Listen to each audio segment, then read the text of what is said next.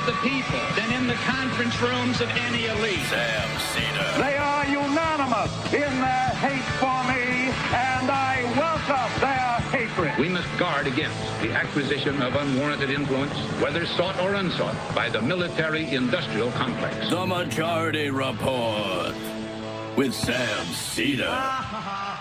Ever get the feeling you've been cheated?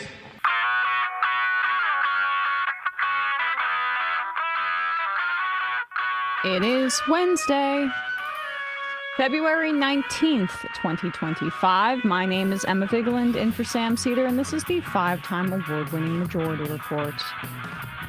We are broadcasting live steps from the industrially ravaged Gowanus Canal in the heartland of America, downtown Brooklyn, USA.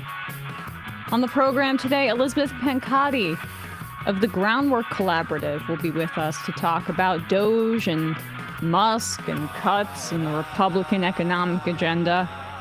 And later in the show, Tyler Vasseur of the National Association of Letter Carriers joins us to talk about how they still have not gotten a fair contract. Also on the show, is the MAGA moon over? Reuters poll has Trump's disapproval rating up 10 points in less than a month, from 41% to 51%. Trump and Musk sat down with Sean Hannity to announce their engagement. I mean, to have Trump claim he won't cut Medicaid, directly contradicting the Republicans' budget plan, and Musk assure us all that, hey, there's no conflicts. Why would I need to have a conflict?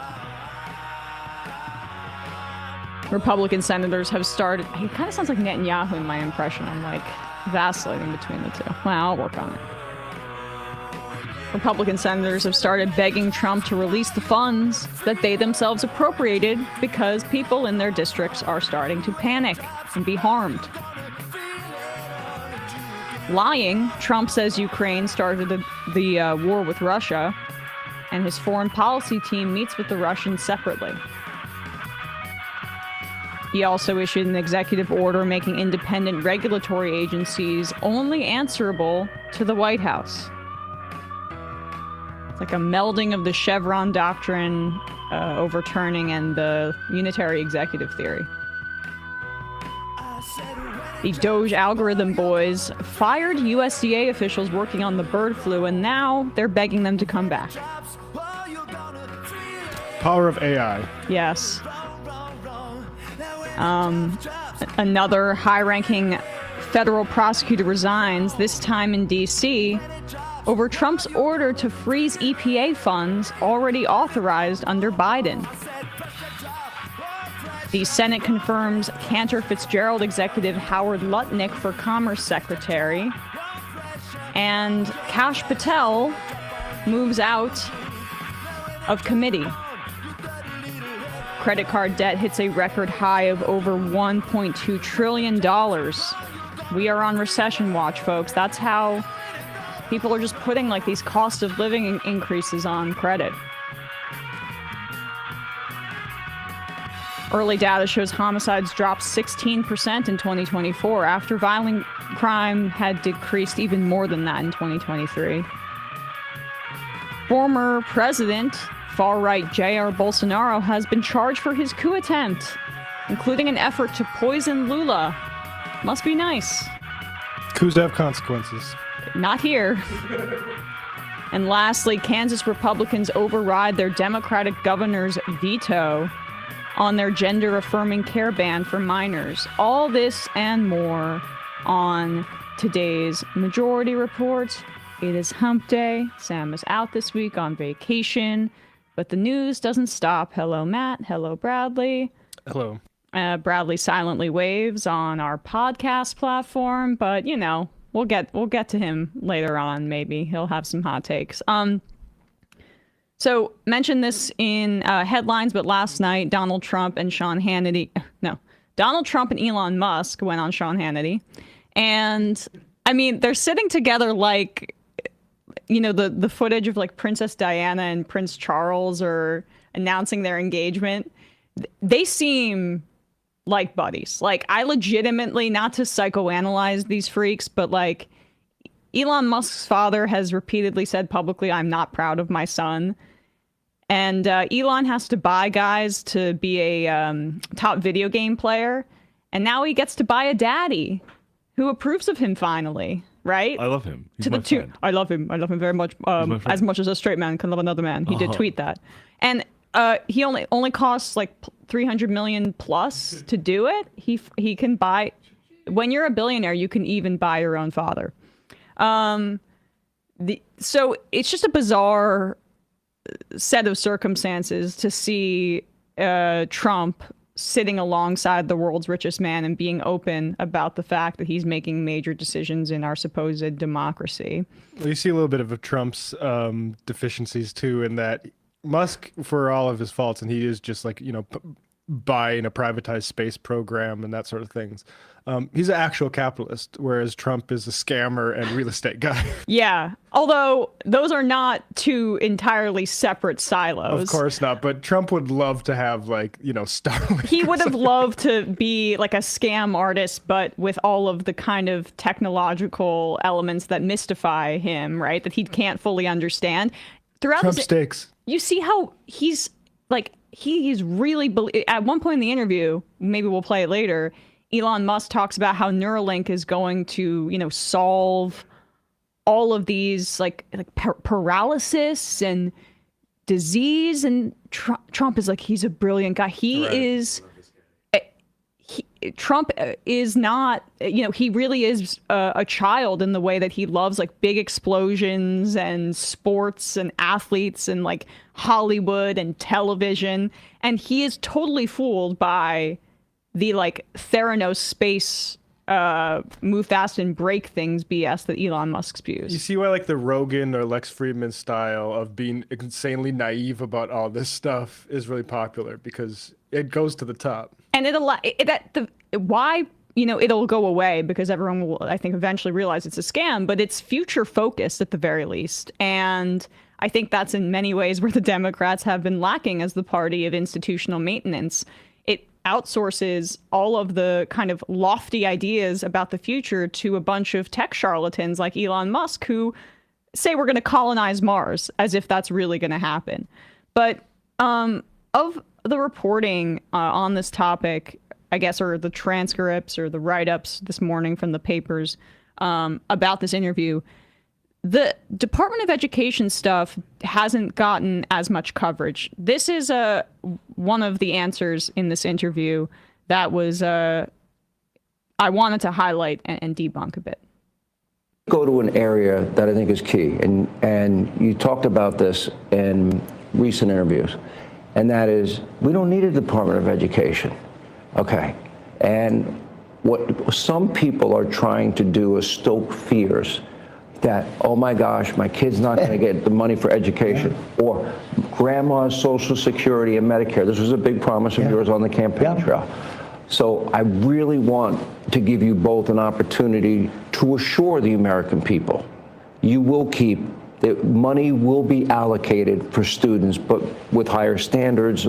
For example, I would assume associated with monies given or vouchers. So much, and then Elon goes, but look, Social Security won't be touched, other than if there's fraud or something we're going to find it's going to be strengthened, but fraud won't be touched. Medicare, Medicaid, none of that stuff is going to be touched. Nothing. Pause it. Okay, we're getting to the Department of Education stuff in a second. But that's news to the House Republicans and the Senate Republicans, who are currently negotiating in almost entire defunding of Medicaid. Fraud is like the immigrant crime of these sort of benefits. Like there's no actual. They're claiming there's $1 trillion in fraud, and there's no evidence. But they're actually going after the whole enchilada. Yeah. And the issues they're going to have with how much they want to cut is that they will not be able to cut. The House bill will not be able to cut nearly as much as it may want without going into mandatory spending. Like, it's literally not possible. Mathematically impossible, and mandatory spending includes Medicaid. Right, and especially as Majority Leader John Thune has said too, if they want to make the Trump tax cuts permanent, they're going to need even more money to find it elsewhere to offset those tax cuts. Right. So, like, this is going to put them in a very, very, very bad bind of what they've said that they're going to do relative to what Trump is saying that they're going to do. Both the Senate bill and the House bill are centered around gutting Medicaid, and Trump is saying publicly that they're not going to. So it looks like the whole thing is fraud. Whoops. But these negotiations are going to be a fascinating display, and again, the margins in the House are historically slim. And as I said in headlines, Trump's disapproval has gone up 10 points in less than a month. And I don't know if I think it probably does need to be said to certain like Democrats. How could you negotiate with this administration, which is deciding all of your negotiations are bunk and could just be turned over to Elon and the most servile 20-year-olds he can find? The Republican senators are panicking because they are the ones that allocated the funds that are supposed to go to their constituents. They get goodies in these bills, and even the Republicans have to answer in some way to their constituents. Red states have research universities. Yeah, like Alabama, we highlighted that. And so they're starting to get a little freaked out right now about their own butts. But it'll be fascinating to see how this goes regarding Medicaid. Won't be touched. Medicare, Medicaid, none of that stuff is going to be touched. Nothing. You don't have to. Now, if there are illegal migrants in the system, we're going to get them out of the system and all of that fraud. But it's not going to be touched. School. I want to bring school back to the states so that Iowa, Indiana, all these places, Idaho, New Hampshire, there's so many places, the states, I figure 35 really run well. And right now, it's Norway, Sweden, Denmark, Finland, China. China, can you imagine, has top schools. We're last. So they have a list of 40 countries. We're number 40. Usually we're 38, 39. The last time we were number 40. And what I say is you got to give it back. So it doesn't work. I'll tell you what we're number one in, cost per pupil. We spend more money than any other country by far. It's not even close per pupil. Okay, so we know it doesn't work. So we spend the most and we have the worst, right? The worst result. When we get okay, I'm sorry. So education, we do not spend the most. All of the Nordic countries that he lists there, whether it's Denmark or Finland. Charter schools? Almost entirely public schools. Oh, that was my second guess. Oh, there you go. You hit it on the second try. And like, for example, in Finland, sometimes they tax people up to like 68%. A lot of folks. I mean, I think it's, I'm looking at this now, so forgive me, but it's significantly higher than what we have in the United States. At the very least in this current moment. It would have been comparable in the 60s to what Finland does or Denmark. We have bad anymore. outcomes because we don't spread around the wealth and have a massively public, basically the same reason we don't have good health outcomes. Right. Is this should all be centralized and it shouldn't be based on how rich your zip code is. Yes. So he's saying that we're the best, but we're also the worst. And we're going to cut funding for education to make us the best. Get the illegals out. Like the top education systems in the world, which tax people way more to fund their public education system. Okay. Spend the most and we have the worst, right? The worst result. When we give that back to Indiana, when we give that back to Iowa and back to a lot of the states that run well, they run well. There's a lot of them, 35, 37, 38. Now, you're going to have 10 laggards, but you're going to have okay, so this is what kills me. So he lists the 37th, 38th, 39th ranked education states in the country, I guess, right? And says, I mean, they're doing pretty well. Relative to the other states, they're actually not. I mean, the top ranked education systems in this country are New Jersey, New Hampshire, Connecticut, Vermont, Massachusetts, New York, Maine, Colorado, Pennsylvania, West Virginia. Bottom, Arizona, Louisiana, Nevada, New Mexico, Alabama, South Carolina, Oklahoma, North Carolina, Florida, Tennessee. Well, at least according to this website, but I've seen worse for things like, Alabama, or Alabama was on there, but Mississippi, etc. There's no debate, and it's been this way my entire life, that red states have worse education outcomes than the blue states. And so he can't pick the states that he wants to, so he's picking kind of the ones in the middle around, I don't know, the 40th percentile. 37, 38. Now, you're going to have 10 laggards, but you're going to have 5 real laggards. But that's going to be okay. Take New York. You give it to Westchester County. You give it to Suffolk County. You give it to upstate New York. And you give it to Manhattan. But you give it to 4 or 5 subsections. Same thing in California. Los Angeles is going to be a problem, but you're going to give it to places that run well. We can change education. Now, school choice is important, but that will get taken care of automatically. We want to bring education back to the states. To the profiteers. You will spend half the number, and I'm not even doing this. I'm not even doing this to save, but you will save. It costs you much less money. You get a much better education. If you go to some of these states, you'll be the equivalent of Norway, Sweden, Denmark, places that really have a good school system. Fund education? Those places will be the equivalent. And your overall numbers will get so much better. Do you want standards? Okay. Lots of gobbledygook, but the reality, and it's difficult to even discern what he's saying. I mean, he is just such a lunatic and has degraded significantly since 2016. The federal government accounts for around 13 to 14% of money that goes to public schools. But that's not 13 to 14% in every school district. If he's talking about Westchester County or some of the richest areas of New York or other blue states, it is very likely that they get 0% federal funding in some of those instances. It can be anywhere from 0% to up to 75% of the school funding. And you know where that high-end number is? Poor areas, rural areas, areas that have children with disabilities, which is the DEI element, the DEIA, as Sam has kept pointing out. They leave out the accessibility piece because they want to obscure the fact that they're cutting funding for children with disabilities. But the federal government goes in and fills in the gaps in poorer areas where property taxes can't properly fund their education system.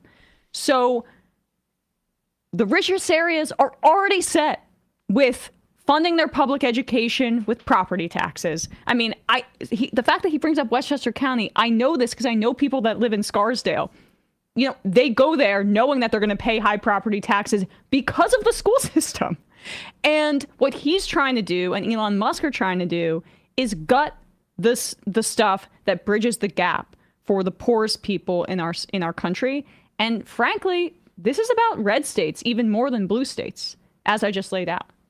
Those two guys right there are literally the culprits for all of this. They're like as a symbol. They should be taxed way higher, and instead of giving all that money to play with and buy more hotels or play with spy satellites and all this sort of stuff, and buy company towns in Texas. That money should be going into schools to educate people so they aren't like dazzled by grok and whatever BS that these charlatans are pointing out to people. They have the money that should be going into these schools. It's not like they can't make it more efficient. What they mean by efficient is less money to teachers who, by the way, spend money in your community, and more money to guys like them who jet around the world, like Elon, getting huge contracts for stuff from the government. Yep. Exactly right. All right, folks. Before we talk to Elizabeth Pancotti, we have a word from some of our favorite sponsors, including Zippix Toothpicks. This episode is brought to you by Zippix Nicotine-Infused Toothpicks. Zippix brings you totally satisfying, convenient, and great-tasting way to curb your nicotine cravings. Now you can get your nicotine fix anytime, anywhere, without having to rely on smoking or vaping. And hey, people look cool with a little toothpick sticking out of their mouth. Have you ever seen The Outsiders? Zippix toothpicks gives you an easier, better, and more discreet way to get your fix. They're available in 6 great long-lasting flavors and have options in 2 milligrams and 3 milligrams of nicotine. So if you're trying to get off cigarettes, if you're trying to get off that vape and all that fluid that gets into your lungs, Zippix is a great option for you. It's perfect for flights, sporting events, restaurants, and literally everywhere that smoking and vaping are banned. They're one of the most cost-effective nicotine products on the market and are proudly made in the USA. If you are not a nicotine user, you can also try to, or if you're just, trying to get away from your nicotine habit, Zippix also offers caffeine and B12 infused toothpicks for a quick energy boost. Zippix have already helped hundreds of thousands of customers get their nicotine fix without needing to inhale smoke or vape oils. So what are you waiting for? Give your lungs a break and try Zippix nicotine-infused toothpicks.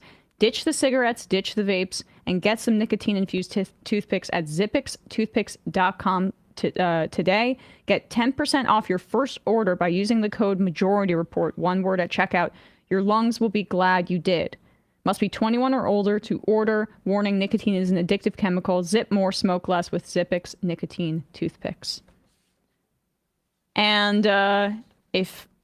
nicotine is not my vice, but I do enjoy a glass of wine or 2 or 3.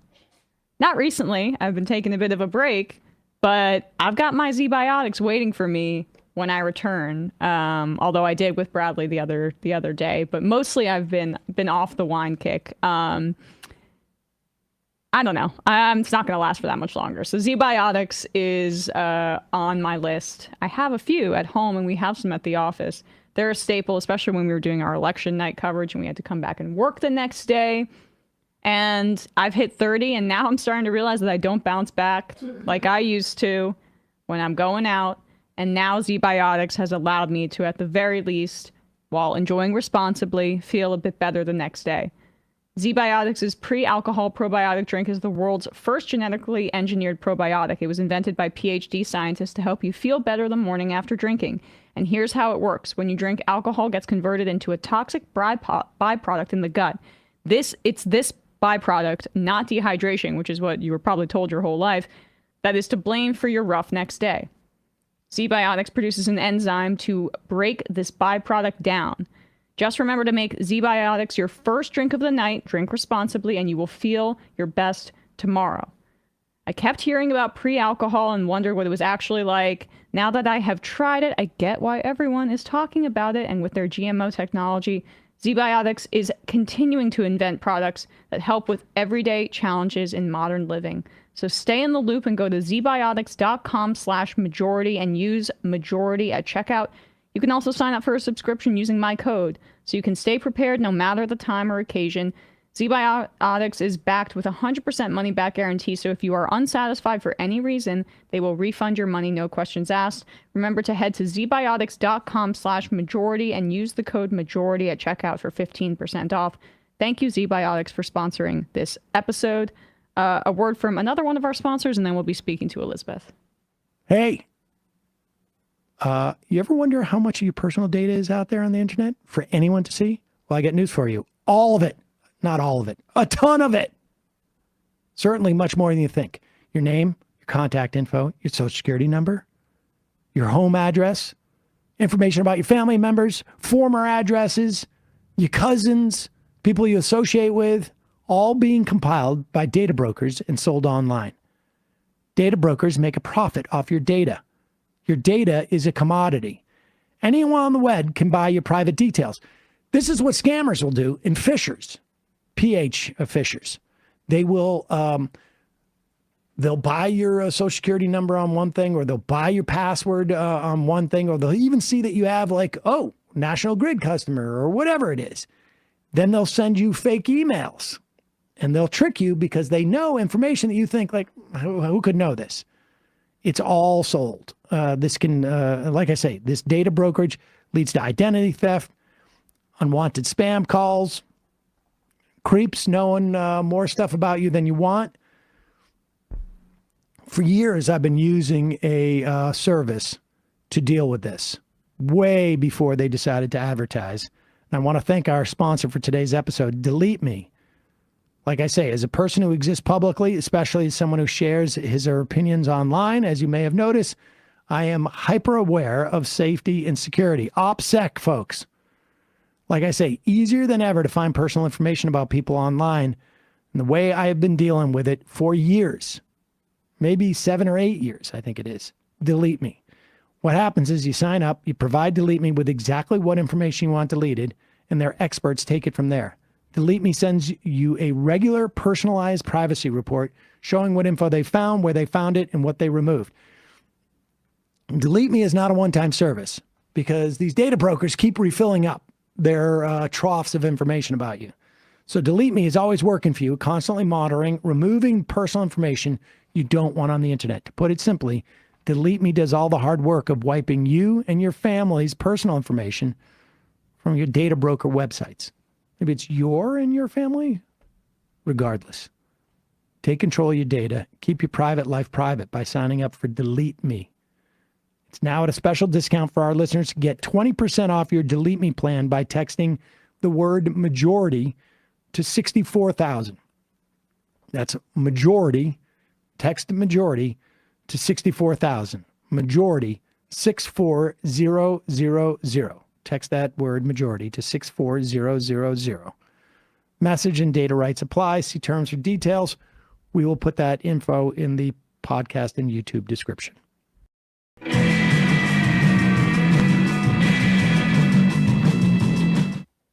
We are back, and I am so happy to be joined once again by Liz Pancotti, Managing Director of Policy and Advocacy at Groundwork Collaborative, former economic advisor to Senator Bernie Sanders. Liz, thanks so much for coming on the show today. It's great to see you. Thanks for having me.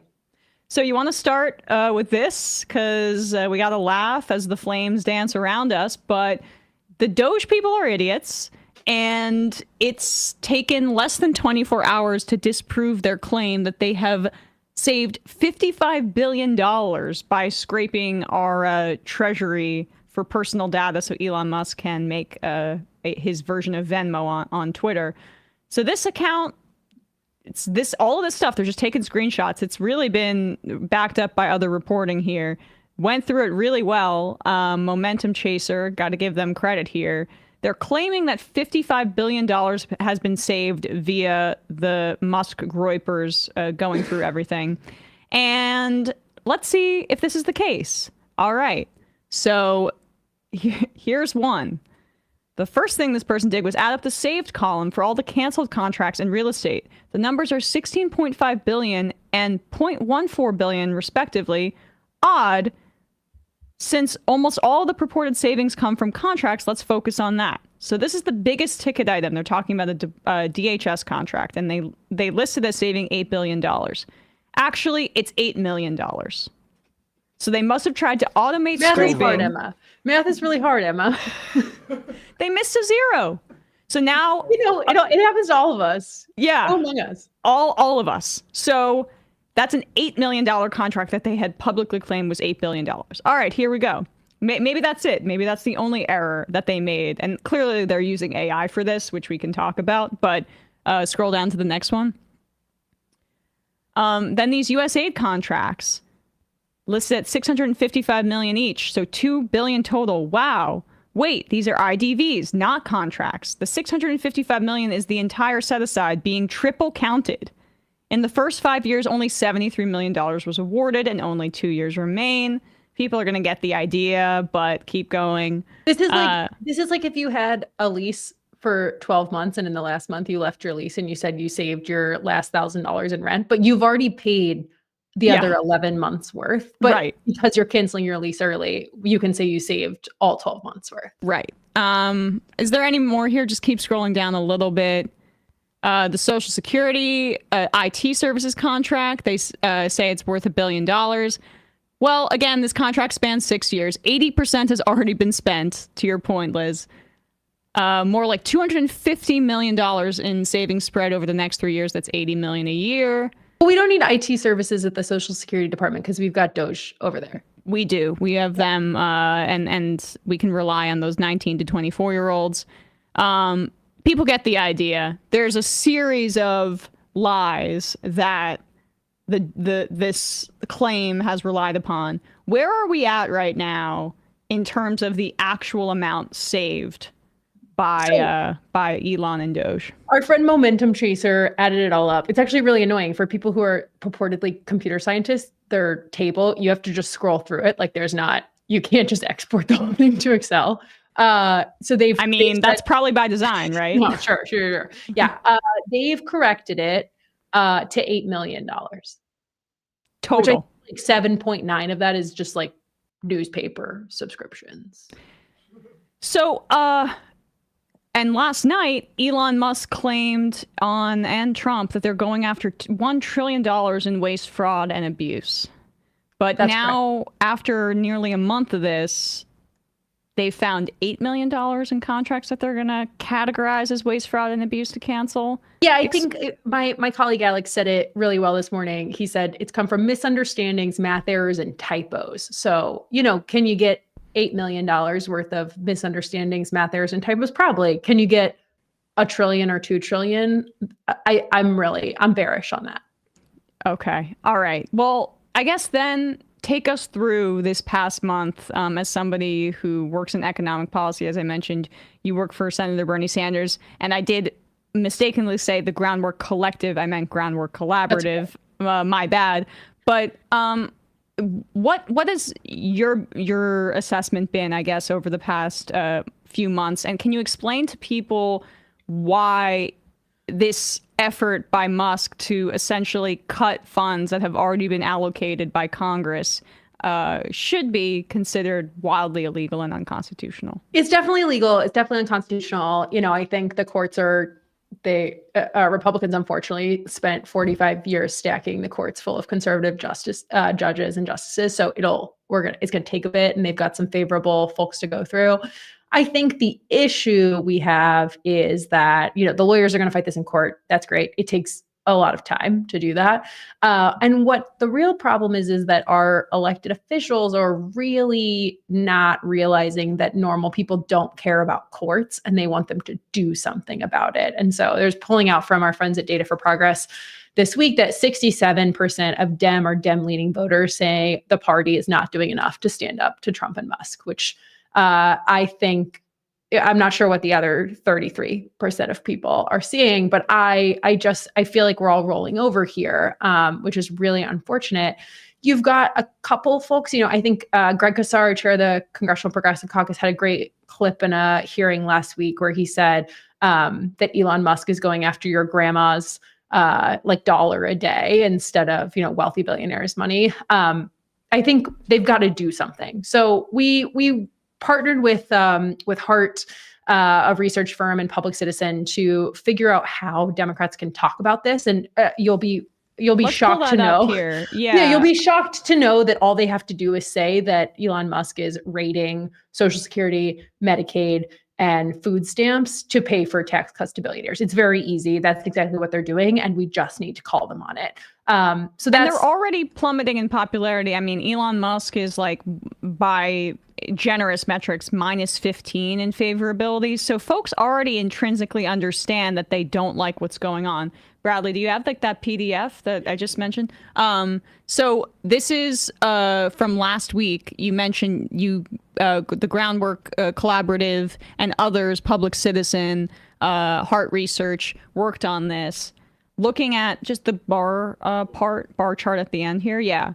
So when you describe things in the terms that you just did, Liz, you can see how that means the baseline unfavorability versus the one where you use the messaging that you just said, where you get specific about what they're going after. And that's a plus 23 increase in very unfavorable, plus 2 increase in somewhat unfavorable. And you're well over, I think they're 50% with unfavorability for their actions. Why did you think it was important to test some of these messages, and what were some of the other findings that you found that you and others found when looking at this? You know, we saw folks, especially in the fall, as Trump and Musk announced DOGE. If you just say government efficiency, that's pretty popular. People want their government to be efficient. They don't want it to be wasteful. They want it to work for them. So if you say we're going to create a Department of Government Efficiency, on face, people are not skeptical of that. They are okay with that mission. They don't know a lot about it. And so when we first ask people, what do you think about DOGE? 33% say, I don't know what that is, and I don't know what they're doing.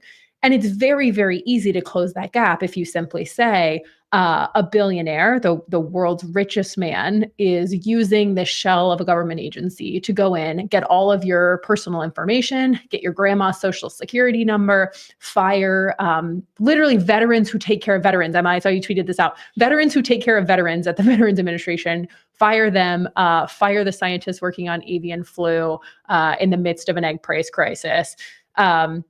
And do all of this for the sole purpose of giving themselves tax cuts. If you just tell voters exactly what it is, then they're not so hot on DOGE or on Elon Musk. And in fact, when we tell them that Elon Musk is in charge of DOGE, they are even more cold to the idea. So I think on its face, I think we have an issue of, saying we're cutting waste, fraud, and abuse is very popular. People have been saying that. Bernie Sanders has been saying that about Pentagon contracts for 30 years. And when you get down to the brass tacks of what they're doing, defunding Medicaid, throwing people off food stamps, firing nurses at community health centers, that's not so popular, especially when they're going to use those savings to pay for $5 trillion in tax cuts for billionaires. How does this work in combating what the Republicans are trying to do with their budget proposal? Because you have part of what makes it so, I think, difficult to attack, and it shouldn't be as difficult as Hakeem Jeffries and Chuck Schumer are making it, but part of why I think it's hard to get your foot in the door here is basically because you have Donald Trump going on television and saying, I'm not going to cut any Medicaid, not going to touch Medicaid, not going to touch Social Security, not going to touch Medicare. But the House Republicans' budget, and really the Senate's too, I know Lindsey Graham's working on one, not sure what the status is of that, but the proposal would almost eliminate Medicaid as a program, and they're also slashing food stamps, student aid, and more. What are some of the difficulties of messaging against this when you have this Republican agenda that sounds different than what Trump is saying publicly, and even Elon Musk? I think Republicans are in for a ride to see if they even have the votes for this over in the House. You've got 10-ish members of the House Freedom Caucus who are very insistent that these tax cut extensions have to be paid for and that we have to reduce the deficit. Unfortunately, finding $2 trillion in mandatory spending, things like Medicaid, SNAP, programs that really do help a lot of working class people who they themselves voted for Trump and these Republicans. Cutting those programs is not so popular, even in the Republican caucus. You've had 8-ish members come out and say, well, whoa, I didn't know that I was signing up for cutting Medicaid. So while the House has passed this kind of blueprint, it's a budget resolution. It kicks off the process. It's technically not a law.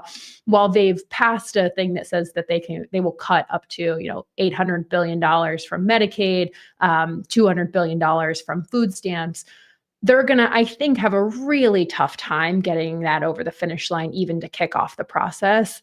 They don't have a lot of votes to spare in the Senate. You can pick off 3 or 4 members that say, well, I don't want Medicaid touched in my district. And then you're back at square one. So I think, Speaker Johnson, Donald Trump today is saying, I want to move forward with Speaker Johnson's plan. Speaker Johnson, the House is out this week. Speaker Johnson thinks he can get it over the finish line next week when they're back in DC. I think they're going to have some real problems now that their members are looking under the hood at exactly what it takes to offset $4.5 trillion for tax cuts for the wealthy. And the way to message that you describe this, I think that piece of it is really important, talking about billionaires basically stealing from us. But the second piece to connect it, for me at least, to the Republican legislative agenda is to say, okay, you're concerned about, waste or the government not being efficient or whatever, or us needing to be very financially responsible, fiscally responsible. The simple solution is to raise taxes on the wealthy. And outside of a handful of Democrats, frankly, I'm not seeing that as a message that is being kind of aggressively pushed forward by Democratic leadership as a counter message. I mean, we saw what just reacting to and criticizing Trump, and now by extension Musk, gets us. There has to be a yes and then an and, or a criticism and then an and. What has your reaction been, and what are some of your suggestions for Democratic leadership to have a positive vision on this front, even in the midst of chaos? What can break through the noise that connects well with this criticism of billionaires? I think they've really got to offer an affirmative vision of like, okay, they've done step one, which is identify the right villain, the billionaires who are running this country, who are literally taking money out of poor people's pockets to pad their own. That's great. We've got like step one in this two-step plan. And the second is to offer an affirmative alternative that would do the opposite, that would tax the wealthy, that would regulate corporations' ability to price gouge people, that would make sure that people not just have enough to get by, but have a little bit of breathing room to like take their kids to Disney World or whatever, or take their kids to a baseball game. Right now, there are a lot of families who just feel like they can't do that. And Democrats really aren't doing anything to bring down those costs, to make it more affordable to have a 2-bedroom house when you've got kids. I think they've got to offer policy solutions for stuff like that instead of, I don't know, a lot of Democrats right now are talking about the price of eggs. If you've been to the grocery store lately, if you've been able to buy them, they've been expensive. We can sit here and talk about Trumpflation or egg prices or whatever, but what we're not seeing from either party, to be very clear, is how are we going to bring down the price of eggs or other grocery or household staples? I don't know, Claudia Sheinbaum in Mexico has done such a great job on this that I feel like we've got to compare I'm here. so jealous. Yeah, same. I'm my socialist president in Mexico. Yeah. But she's created this basket of goods. It's like a basic basket. It's about $45 in equivalent. Rice, beans, ground beef, milk, eggs, normal stuff for a family. And instead of doing price controls actually at the government level, she bullied Walmart and other retailers in Mexico to sell this basket for $45. And in fact, the price of it over the last year has come down by like 12, 13%. And so, I think Democrats have really got to say, hey, Walmart, stop charging $9 for eggs and instead charge $45 for a basket that'll feed your family of 4. Why aren't we hearing those affirmative policies from Democratic lawmakers instead of this kind of hashtag resist stuff? It's so easy. It's like, it feels very natural for me to be like, hey, groceries should be cheaper for people, and here's a way to do it. I really hope they start embracing that stuff. I think throughout the tax fight, they've got to emphasize that like our vision is taxing these billionaires, not letting them raid your pocketbooks. Right now, we're seeing a little bit of that. I think the other problem is you've got to make sure that you've got Democrats in office who do believe we should tax billionaires. And so I think we've got some work to do there. Right. And the stuff about the eggs, like, okay, that's the first piece. But we saw this with the pandemic, and I know Biden really won because there was so much outrage about the handling of the pandemic and how horrific things were at the time. But it didn't last, and people basically now think, okay, Trump did the best that he did with the pandemic and the economic collapse that happened and the inflation and greedflation that resulted from that. That was the price gouging. Okay, like there's no villain there that the Democrats have nailed, and that's, I think, because there isn't that second piece that you describe of a solution. When they just react, what do you stand for? And frankly, I'm not sure how we can get them to respond outside of like the polling that you guys are doing, saying that people want a response. I'm concerned that it's still going to just be that piece as opposed to the party developing an identity for like the first time since, I don't know, the Obama years early on. I don't know, but I mean, before that, really, you've had this shift in the Democratic Party for the last 45 years as their donors and their elected officials have become wealthy elites as opposed to working class people. They are serving wealthy elites as opposed to working class people. And it's not hard to understand why working class people are searching for something different.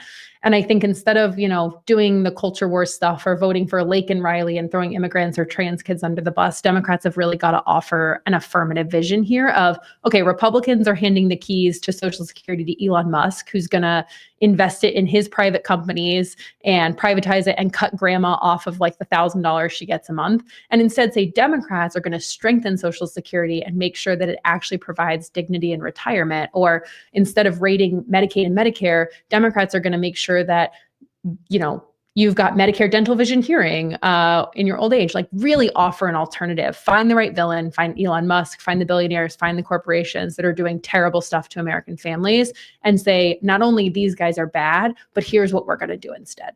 And the Republicans developed a villain in immigrants, and it's been that way, and they've been building towards it since Trump first went down that escalator. I mean, even prior to that. But in 2012, there was a reckoning and saying we have to be more pro-immigration because Romney lost to Obama, which that was a GOP-wide memo, which is insane to think about. But it goes to show that the opposition party can change the political realities of the other party if they choose to fight.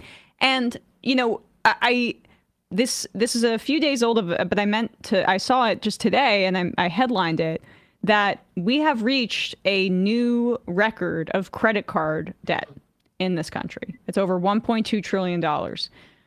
What do you see as some of the possibilities of that amount of money being put on credit for people? And it seems like a lot of folks are offsetting the cost of living crisis onto credit and they're, accumulating debt.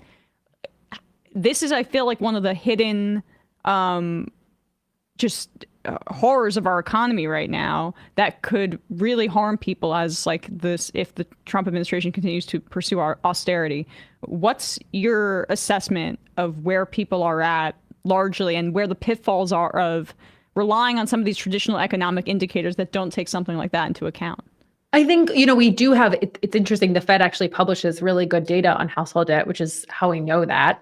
So I think we just have to look at the entire macro picture and not just, what's the unemployment rate, 4%, okay, we're good, no worries. I think the bigger issue is, who regulates the credit card debt issuers, the CFPB that Elon Musk is shutting down actively. Bank regulators, Republicans are proposing to entirely defund bank regulators as part of their reconciliation package. I think that I don't know if you saw this, but Mark Cuban is like the leading investor in a new exciting fintech startup that's going to let you take equity line of credit out of the equity in your car. So like a home equity line of credit, you can borrow against the value of your house to like do upgrades on your home or send your kids to college or whatever. And so we're gonna take a depreciating asset like a car, and we're gonna let you pull money out of the depreciating asset to, I don't know, pay off your credit card bill or buy your kid a new backpack, and that'll go over well. I think Elon Musk wants to turn Twitter, X into the everything app and is partnering with Visa to make it a new PayPal. And guess what? There's nobody to regulate that either. So I think credit card debt is perhaps, I don't know, the better kind of debt we've got on household balance sheet right now. It's about to be a lot worse. Trump floated the 10% cap on credit card interest rates, and to give him credit, Bernie immediately said, great, let's do it. And I think that, we've really got to look at this usury issue, and if we want to work on a bipartisan basis to do so, great. I don't think Trump is so serious. And when he got calls from his Wall Street donors about capping credit card interest rates at 10%, I'm sure he's backed off that one. Yeah, he certainly has. Well, lastly, Liz, how can people support the Groundwork Collaborative, some of the work that you're doing, and if folks want to get involved? And today, actually, we have a day of action to support federal employees. These are the kinds of things we're going to try to promote more. But your work as well, what can people do to support? Groundworkcollaborative.org. All of our socials are on there. Would love to have you follow us and uplift our work. We've got a bunch of cooking. But I think really keeping an eye on the events around town in DC supporting federal workers is great. And I know our friends at the AFL-CIO have got a bunch of resources on events and actions and litigation there. Appreciate your time, Liz. Thanks so much. Of course. Thanks for having me. Yep. All right, folks, quick break. And when we come back, we are going to be talking about the fight for a fair contract for our postal workers. Tyler Vasseur will be back with us. Be right there. Be right back.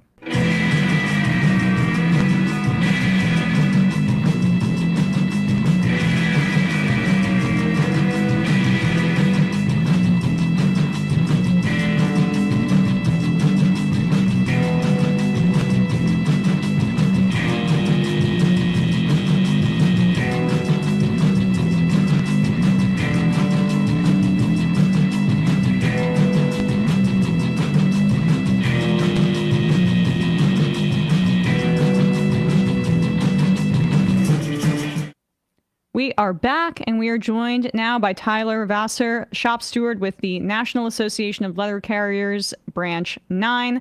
Tyler, welcome back to the show. Hey, Emma, thanks for having me back. For sure. So before we get into some of your contract negotiations, you have not... Mail carriers have been without a contract since May 2023, which is just crazy, but coming up on 2 years.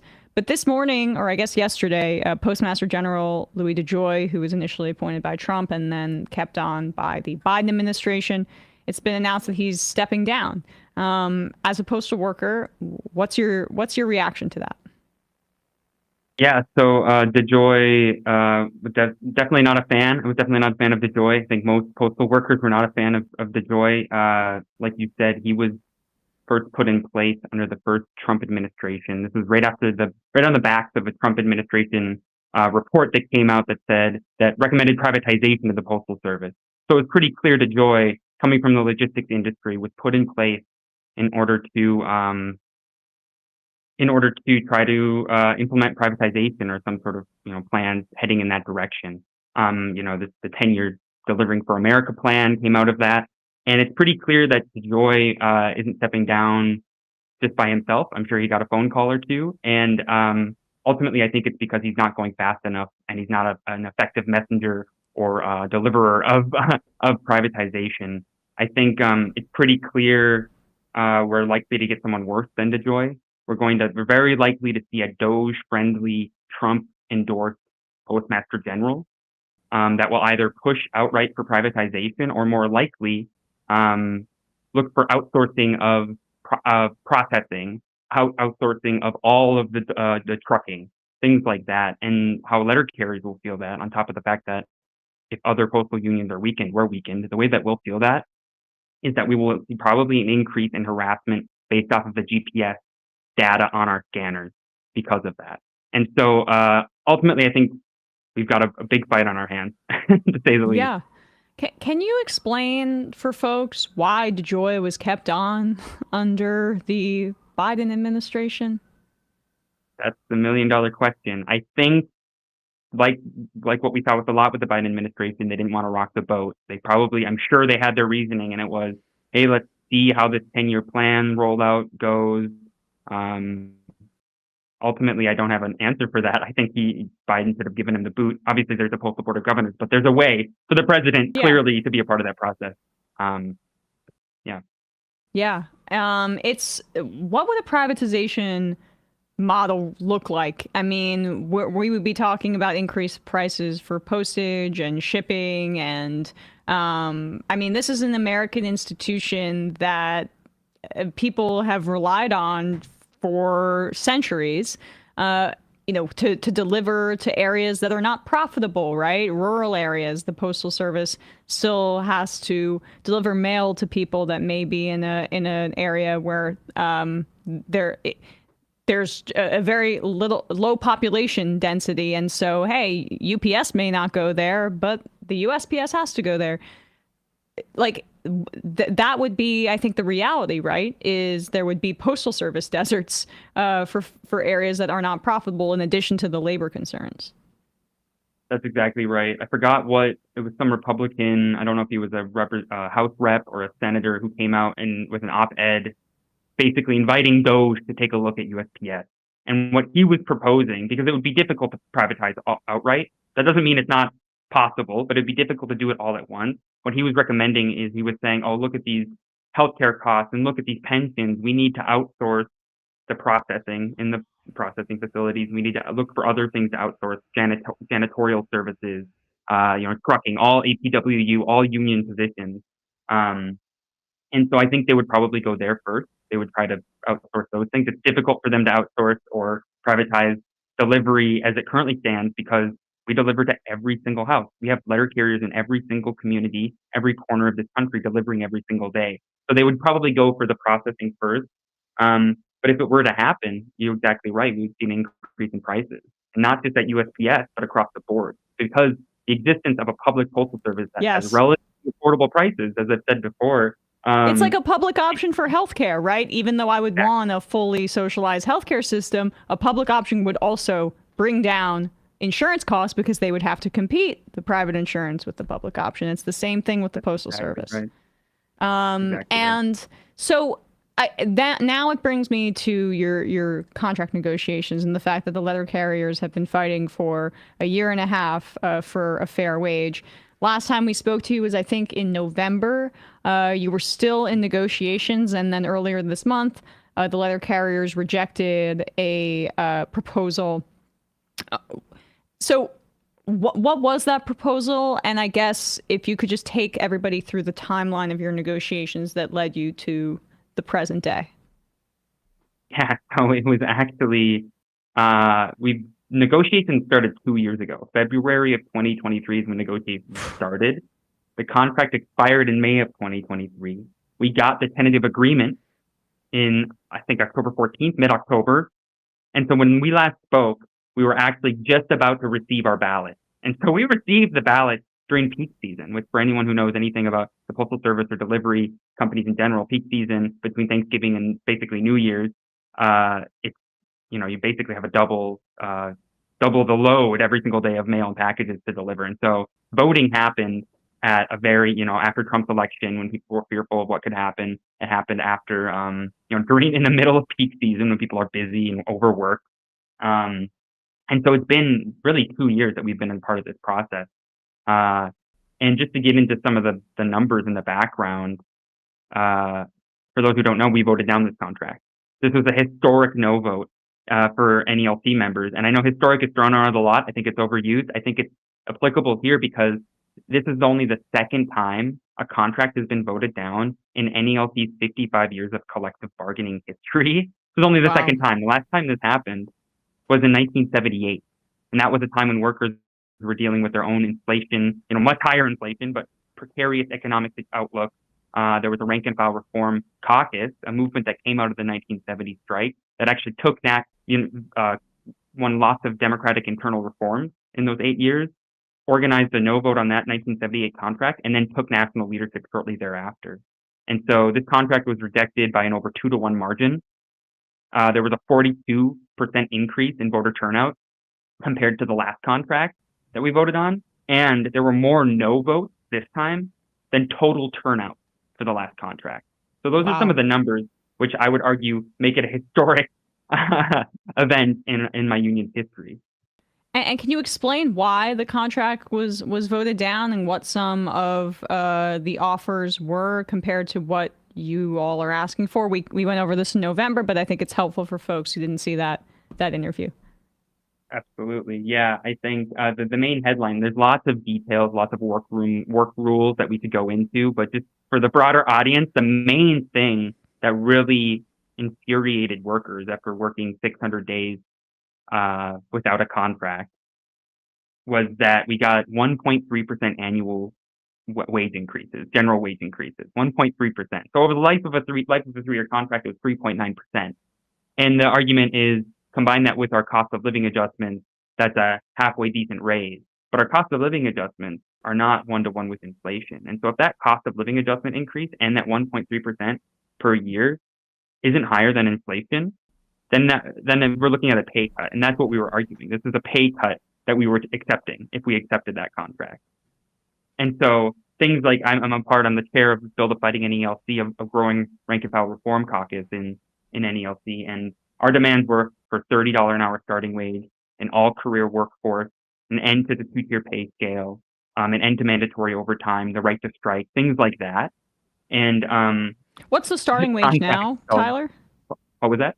What's the starting wage now? It's oh man, I should probably know this. It depends on where you're starting off because you get hired either as non-career or as career. And they were having such a hard time hiring people that they started hiring through career in some places, but it's, what is it, like 18 or 19 an hour Gotcha. in the non-career places? Yeah. Which, if you're living in California, can you imagine that? I got a friend in Totally. suburbs of LA, and you have to work 60 hours a week just to scrape by. Right. Right. And the 1.3% increase is like extremely insulting, like, because as you say, it's not enough to keep up with the pace of inflation. And it's also what's the fact that that's coming to you after this long negotiation process. Do you think they felt emboldened last time we spoke by Trump's victory? I mean, the fact that they didn't come to you with anything more substantial than that is, after all of this time, it shouldn't be shocking to me, but it is, I guess, indicative of how they think they can bully the union. Are you telling the USPS negotiators? Yeah. Emboldened? So this PA came out in October, so it was before the election. Sorry, gotcha. Yeah, no. But I think that the main thing is this contract was not very different, especially the economics of it, was very similar to the last several rounds of contracts, especially at the ones starting after the recession, the 2008, 2009 recession. And so for them, they probably thought, hey, we'll just do what we always do, 1.3% per year, keep everything else the same, tweak things here and there. And so I think they just were, both NALC's leadership and USPS just had no clue that the anger that the membership that the workforce is expressing could actually be organized and actually rejected this deal. I think that's probably where it came from, more so than them predicting that Trump was going to win. So, where now do you stand after rejecting this latest offer? What is some of the next deadlines that people should be looking out for in terms of your negotiation process? Yeah, just before I get into that, I just want to talk just really quickly about the Vote No campaign itself. Like, how did we get this? Is that all right? Like, yeah. We BFN, Build a Fighting NALC, launched a Vote No campaign that had over 700 attendees, and there were other forces in the reform movement. There's a couple different groups that are running for national leadership. CLC, Concerned Letter Carriers, is one. Mike Cariff, a business agent out of Illinois, is another. They took part in this, encouraged their supporters to be a part of this, because there was a lot of anger and frustration online and in the stations. But like we argued, you can't rely on momentum. We got to organize this. And it sounds really small, but this is the first time a lot of members took part in anything like this. We organized parking lot meetings and rallies before work. Get to work an hour or 30 minutes beforehand. Someone's bringing donuts, someone else is bringing coffee. Discuss off the clock the contract. Take a Vote No group photo with a big sign that says Vote No, 1.3% hell no, things like that. BFN had flyers and materials calling for our demands, and Vote No recommendation resolutions were passed in over 50 NALC branches. And so, like, again, it sounds small, but this is the first time a lot of members had engaged with any sort of union activity around this sort of thing. I think inflation was the key driver driving this no vote, but this campaign made it a blowout for sure. And so right now, we're in after the contract rejected, there's a 15-day period of that renegotiation can take place. That ended yesterday. So NALC's executive council is meeting today. They're going to announce whether they have a renegotiated contract that we get to vote on again, or whether it could be a whole thing, or whether it's going to arbitration, and it's binding interest arbitration, and we would then not get a vote on the contract. It would just a panel of 3 arbitrators, 1 USPS, 1 NALC, one neutral, would decide the contract for members, which is something I have kind of a problem with, which I think is pretty undemocratic, but that's the process that we're in. And so then that raises the question of what do we do once it heads likely to arbitration, right? Which is, I think, where we're headed now. And what do you do then, right? Because they could essentially come back with a very, as you say, still insulting offer, and then that means the clock has run out on this kind of process. So then you have arbitration. What are some of the plans of action, and how can people support maybe trying to put pressure on the powers that be, essentially, to come back with a fair contract to avoid this particular outcome? Yeah, I mean, so it's not completely out of our hands, BFN has been arguing, and the reform movement and broadly has been arguing that we have a role to play when it goes to arbitration. Arbitrators don't exist in a bubble. They are subject to public pressure. They're subject to, they see the news, they see what's happening. And so what we're calling for is actually a march in DC hosted by the 2026 reform candidate for NALC president, Mike Tariff, on March 23rd, marching from NALC headquarters to USPS headquarters, which is 1.3 miles. Do we have that link, Bradley? Yeah. Yeah. And so EFN is calling for nationally coordinated rally on that day. On our website, we just had a BFN Zoom meeting on Sunday where we're encouraging people to bring resolutions to their next union meeting to organize rallies in their area on Sunday, March 23rd, to coordinate with that rally. We obviously want to coordinate with other coastal unions. We want to get federal unions out. And we want we want to show the public, win the public to our side, and show that these are our demands. This is what we're fighting for. This is what we need as we head into arbitration, so that it's not completely out of our hands. But ultimately, Emma, this whole process has really shown one of the key demands that BFN is fighting for is the right to strike. We do not have the right to strike or even threaten a strike. This is what happens. Exactly. You go 2 years. You negotiate for 2 years. Negotiations should not last more than a month or two. I don't know. I'm just throwing a number out there. But this is why we're fighting for the right to strike. It's a basic democratic right that federal workers are currently denied.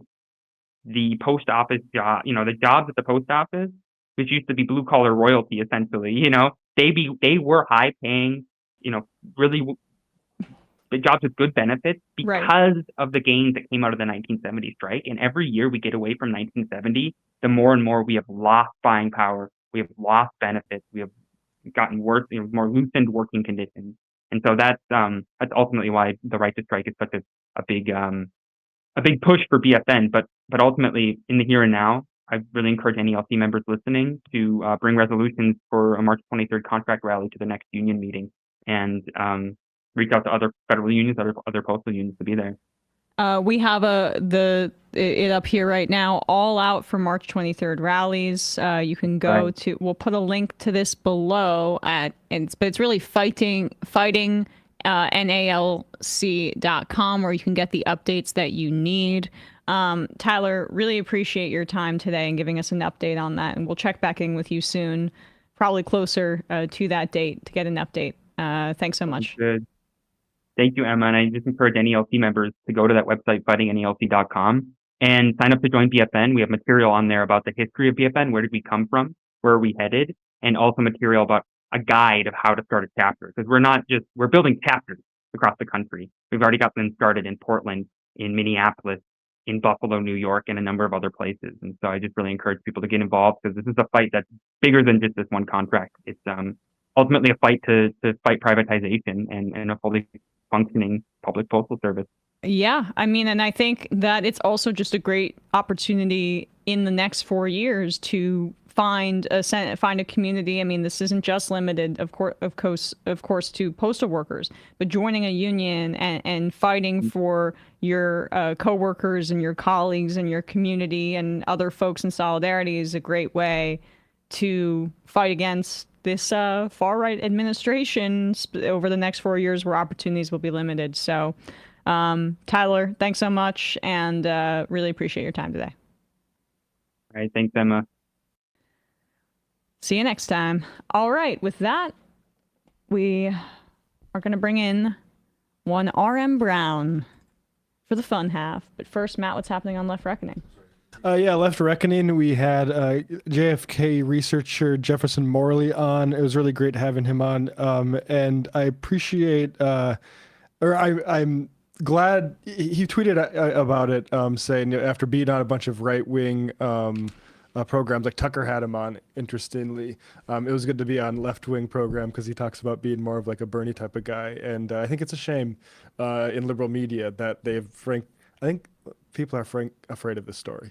They're afraid of looking like cranks. Yeah. And despite just if you look at it, even without getting into what you think happened to JFK, the way that it has been investigated and the way records of the CIA have been withheld from us, and then what has been revealed subsequently of it, adults should have been able to digest this before I got to it in like 2014 or whatever. And Jefferson Morley is someone who is one of the few researchers that's trusted by places like Vanity Fair. Did a really long interview with him about what's sort of being held back by the CIA in these records that keep getting punted by Trump and then Biden, and now it looks like again by Trump.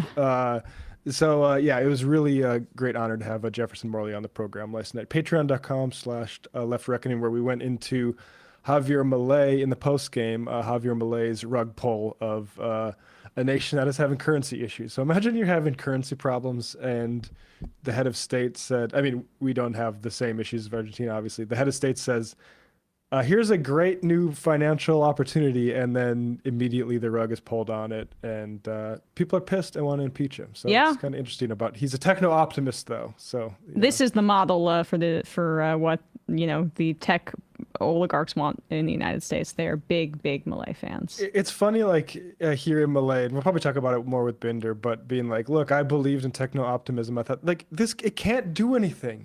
Meme coins aren't a thing. Y'all need to get jobs. But the fascists are really easily duped. Stupid. It's a combination of opportunism and stupidity. Yeah. Anyway, we will I think we should definitely talk about that tomorrow with Matt Binder. But now we have not a third Matt that would have completed the trifecta, but we have a Ryan to bring in. Yeah, I'm trying to bring Ryan in. 1 second here. What's going on with our ping system?